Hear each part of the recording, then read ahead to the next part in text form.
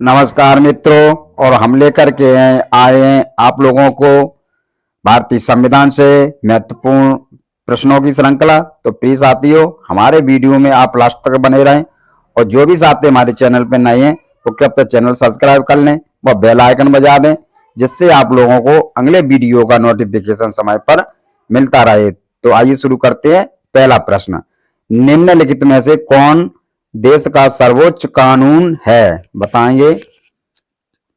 यानी भारतीय दंड संहिता, भारतीय संविधान, या सिविल प्रक्रिया संहिता, या दंड प्रक्रिया संहिता। तो साथियों, इसका राइट आंसर हो जाएगा भारतीय संविधान, जो कि एक सर्वोच्च कानून है। अगला प्रश्न देखेंगे, भारतीय संविधान को अंगीकृत किया गया था।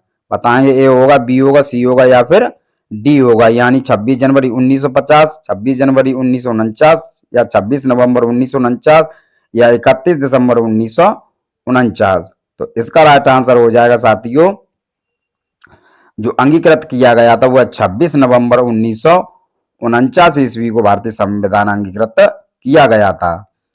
नेक्स्ट प्रश्न देखेंगे, भारतीय संविधान कब लागू हुआ था? बताएंगे।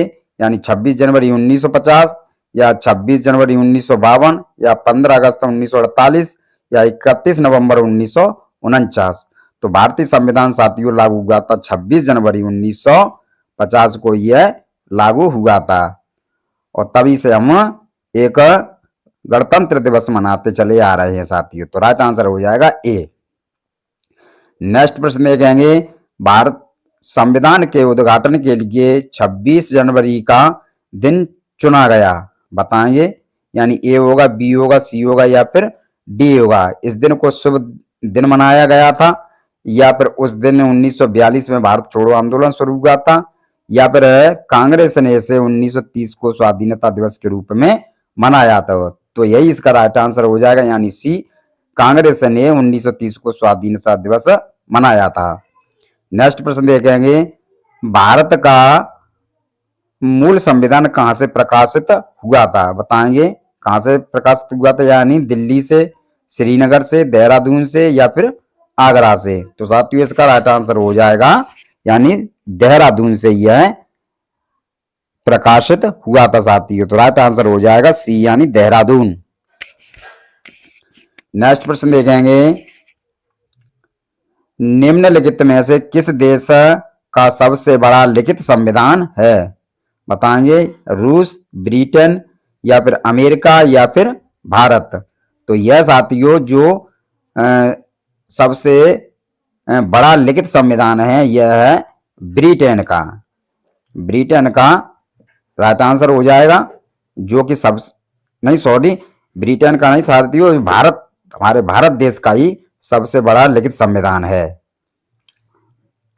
नेक्स्ट प्रश्न देखेंगे, भारत का मूल संविधान कहां से संरक्षित है? कहां पर संरक्षित है? बताएंगे। यानी राष्ट्रपति भवन में, प्रधानमंत्री निवास में, या फिर संसद भवन में, या भारतीय पुरातत्व सर्वेक्षण विभाग में। तो इसका राइट आंसर हो जाएगा साथियों, संसद भवन में, जो कि एक संरक्षित है। अगला प्रश्न देखेंगे, प्रारूपी समिति ने भारतीय संविधान को किस भाषा में लिखा था? बताएंगे। प्रारूपी समिति ने यह संविधान किस भाषा में लिखा था? यानी हिंदी और अंग्रेजी, या केवल अंग्रेजी, अंग्रेजी और उर्दू, या फिर हिंदी, अंग्रेजी, या फिर उर्दू। तो यह लिखा था साथियों केवल अंग्रेजी में यह संविधान लिखा था। नेक्स्ट प्रश्न देखेंगे, निम्नलिखित में से कौन स्वतंत्र भारत के प्रथम वित्त मंत्री थे? बताएंगे। आर के मुखम-चेट्टी, या फिर लियाकत अली खान, या फिर जॉन मथाई, या फिर सत्य नारायण सिन्हा। तो साथियों, इसका राइट आंसर हो जाएगा आर के मुखम-चेट्टी। तो राइट आंसर हमारा ए हो जाएगा। नेक्स्ट प्रश्न देखेंगे, निम्नलिखित में से कौन सा 1949 को लागू हुआ था? बताएंगे। यानी कौन सा अनुच्छेद 1949 को लागू हुआ था? यानी अनुच्छेद 388, या फिर अनुच्छेद 390, या फिर 387, या फिर 300 86 साथियों आर्टिकल। तो इसमें राइट आंसर हो जाएगा यानी अनुच्छेद 388 हमारा राइट आंसर हो जाएगा। नेक्स्ट प्रश्न देखेंगे, निम्नलिखित में से किस देश का अलिखित संविधान है? बताएंगे अमेरिका, ब्रिटेन, पाकिस्तान या फिर भारत। तो इसका राइट आंसर हो जाएगा साथियों ब्रिटेन। जो सॉरी गलती से वहां पर लिख गया था भारत, तो इसका राइट आंसर होगा ब्रिटेन। और लिखित संविधान सबसे बड़ा होगा भारत का और अलिखित ब्रिटेन का। इस तरह से दो क्वेश्चन किसी तरह से भी पूछे जा सकते हैं। नेक्स्ट प्रश्न देखेंगे, एकात्मक सरकार में समस्त शक्तियां किसके हाथ होती हैं? यानी स्थानीय सरकार, केंद्रीय सरकार, प्रांतीय सरकार या फिर पंचायत। बताएंगे तो इसका राइट आंसर हो जाएगा केंद्रीय सरकार, यानी राइट आंसर हमारा बी की तरफ चला जाएगा, केंद्रीय सरकार। नेक्स्ट प्रश्न देखेंगे, द्विसदनीय व्यवस्था निम्न में से किस सरकार की विशेषता है? यानी संसदीय सरकार या फिर अध्यक्षीय सरकार या फिर संघीय सरकार या फिर एकात्मक सरकार। तो इसका राइट आंसर हो जाएगा साथियों संघीय सरकार, जो कि राइट आंसर हमारा सी की तरफ चला जाएगा, संघीय सरकार की तरफ। द्विसदनीय व्यवस्था संघीय सरकार के अंतर्गत आती है साथियों। नेक्स्ट प्रश्न देखेंगे, शक्तियों का विभाजन और स्वतंत्र न्यायपालिका किसकी विशेषता है? बताएंगे सरकार का लोकतांत्रिक स्वरूप या सरकार का संघीय स्वरूप या फिर सरकार का समाजवादी स्वरूप या सरकार का एकात्मक स्वरूप। तो इसका राइट आंसर हो जाएगा सरकार का संघीय स्वरूप, यानी राइट आंसर हमारा बी की तरफ चला जाएगा, यानी सरकार का संघीय स्वरूप। नेक्स्ट प्रश्न देखेंगे,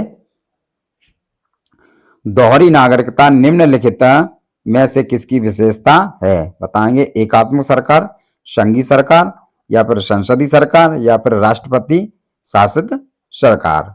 तो इसका राइट आंसर हो जाएगा साथियों जो दोहरी नागरिकता होती है वह निम्नलिखित में से किसकी विशेषता मानी जाती है? तो यह मानी जाती है साथियों संघीय सरकार की। तो राइट आंसर हो जाएगा बी। नेक्स्ट प्रश्न, संविधान में सामाजिक भारत का वर्णन निम्नलिखित में से किया गया है? यानी एक राज्य संघ या फिर अर्धसंघी या फिर राज्य तथा संघ राज्य क्षेत्रों का एक परिसंघ या फिर असंत एकात्मक या असंत संघी। तो इसका राइट आंसर हो जाएगा यानी एक राज्य संघ। नेक्स्ट प्रश्न देखेंगे, निम्नलिखित में से कौन सी भारतीय संविधान की एक विशेषता नहीं है? बताएंगे संसदीय सरकार या फिर स्वतंत्र न्यायपालिका या फिर अध्यक्षीय सरकार या फिर संघीय सरकार। यानी ए होगा, बी होगा, सी होगा या फिर डी होगा। तो इसका राइट आंसर हो जाएगा साथियों जो एक विशेषता नहीं है वह है अध्यक्षीय सरकार। तो सी हमारा राइट आंसर होगा जो कि नहीं करके पूछा गया है। नेक्स्ट प्रश्न देखेंगे, निम्नलिखित में से किस मामले में कहा गया है कि धर्मनिरपेक्षता और संघवाद भारतीय संविधान का मूल ढांचा है? बताएंगे केशवानंद भारती मामला या फिर SR बम्बई मामला या फिर इंदिरा साहनी या फिर मिनर्वा मिल्स मामला। तो ये कहा गया है साथियों SR बम्बई मामले में धर्मनिरपेक्षता बताया गया है।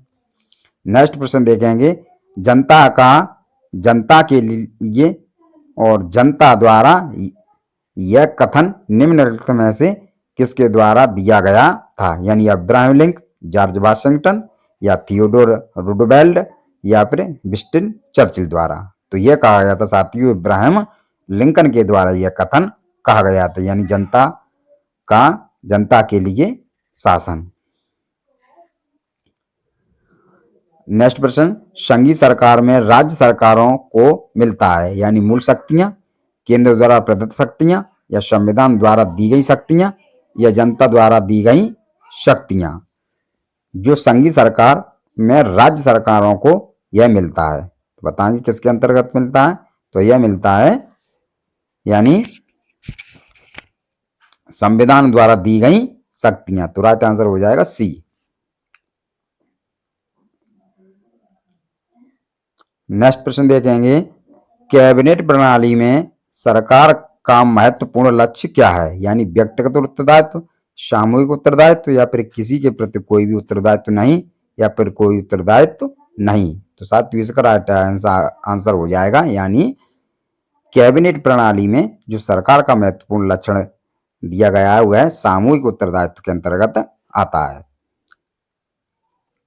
नेक्स्ट प्रश्न, पहली बार संघीय संरचना भारत को किस अधिनियम लिखित में दिया गया था साथियों? तो इसका राइट आंसर हो जाएगा यानी अधिनियम 1909 या 1919 या फिर 1935 या फिर 1947।